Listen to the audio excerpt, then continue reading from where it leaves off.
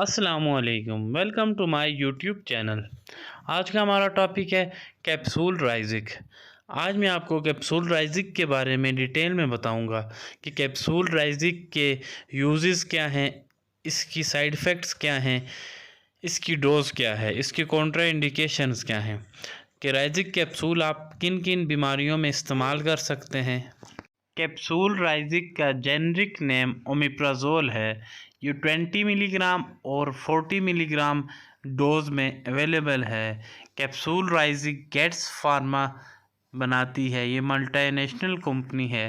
Capsule राइजिक proton pump inhibitor है। Capsule omeprazole मैदे में जो एसिड की प्रोडक्शन है जब ज़्यादा हो जाए तो उसे कम करती है, जिसकी वजह से आपके मैदे में जलन, तेज़ाबियत, एसिडिटी, हार्टबर्न बिल्कुल नहीं होती। ये इन बीमारियों में बहुत ही मुफीद कैप्सूल हैं। कैप्सूल राइजिक आजकल हर घर में इस्तेमाल हो रहे हैं। मैं आज आपको डिटेल में कैप्सूल राइजिक के बारे में बताऊंगा। सबसे पहले इसके यूजेस के बारे में आपको बताता हूं कि आप किन किन बीमारियों में कैप्सूल राइजिक का इस्तेमाल कर सकते हैं और किन किन बीमारियों में कैप्सूल राइजिक का इस्तेमाल मुफीद है, फ़ायदेमंद है। कैप्सूल राइजिक के यूजेस के बारे में सबसे पहले मैं आपको बताता हूँ कि आप किन किन डिजीज़ में आप यूज़ कर सकते हैं। कैप्सूल राइजिक गैस्ट्रो इसोफेगल रिफ्लक्स डिजीज़, ये एक डिज़ीज़ है जिसमें आपके मैदे में जलन होती है, इसोफेगल लाइनिंग में भी जलन होती है। आप उसमें ये इस्तेमाल कर सकते हैं, उसके लिए ये बेहतरीन कैप्सूल है। इसके अलावा अगर आपके मैदे में बदहज़मी है, अगर आपके मैदे में जलन है, बदहज़मी है, उसमें आप कैप्सूल राइजिक का इस्तेमाल कर सकते हैं। अगर आपके मैदे में पेप्टिक अल्सर है या ड्यूडेनल अल्सर है, मैदे के अंदर ज़ख़म पड़ गए हैं, उसमें भी आप कैप्सूल राइजिक का इस्तेमाल कर सकते हैं। उसके लिए ये बेहतरीन सिरप है। अगर आपको मेडिसिन की वजह से मैदे में ज़ख़म पड़ गए हैं, एनसेड्स एक ग्रुप है मेडिसिन का, non steroidal anti inflammatory drugs, जिसमें पैरासीटामोल है, वोरन है, डिक्लोफेनिक जिसका फार्मूला है।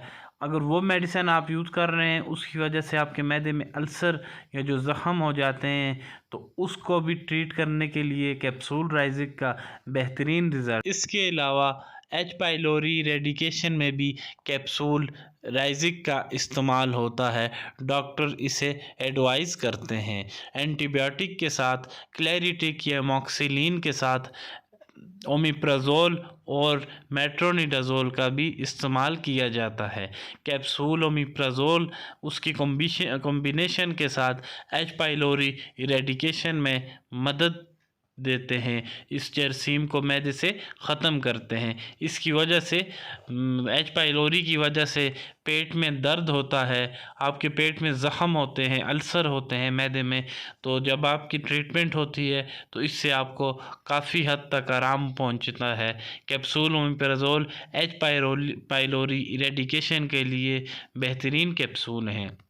कैप्सूल राइजिक मैदे में गैस के लिए, अगर मैदे में दर्द हो, आपको डकार आ रहे हो, मरोड़ हो मैदे में, उसके लिए बेहतरीन कैप्सूल हैं। आप इसे इसके लिए इस्तेमाल कर सकते हैं। मैदे में अगर दर्द है, डकार वगैरह ज़्यादा आ रहे हैं। अब मैं आपको कैप्सूल राइजिक की डोज़ के बारे में बताऊंगा कि कैप्सूल राइजिक आपने किस तरह लेने हैं, किस टाइम पर लेने हैं। सबसे पहले तो कोई भी मेडिसिन है आप डॉक्टर की एडवाइस के बगैर ना लें। अगर आपको डॉक्टर रिकमेंड करते हैं लें, अदरवाइज़ आप कोई भी मेडिसिन है उसका इस्तेमाल ख़ुद से ना करें।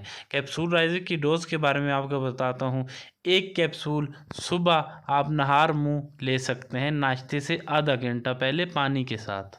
कोई भी मेडिसिन डॉक्टर की तजवीज़ के बगैर आपको नहीं लेनी चाहिए। ये मेडिसिन के बारे में वीडियो बनाने का सिर्फ यही मकसद है कि आपको एक इन्फॉर्मेशन मिल जाए।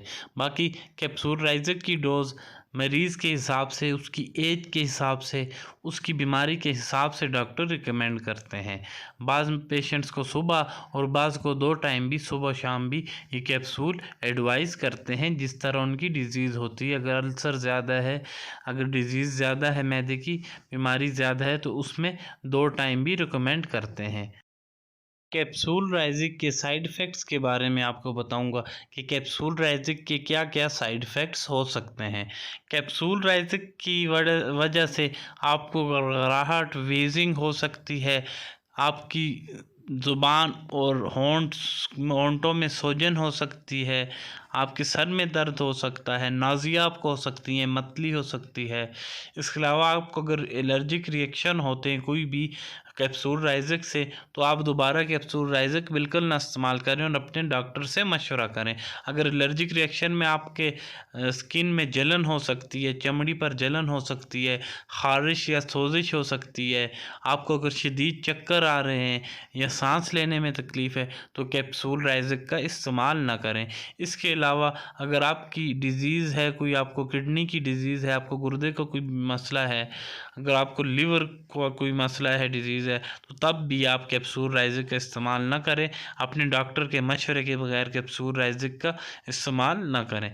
अगर आपको हमारी वीडियो पसंद आए तो हमारे यूट्यूब चैनल पर जाएं, उसे सब्सक्राइब करें और लाइक करें और बेल आइकन का बटन ज़रूर दबाएं, ताकि हम दोबारा आपके लिए ऐसी वीडियोस बनाते रहें और आप तक पहुंचती रहें।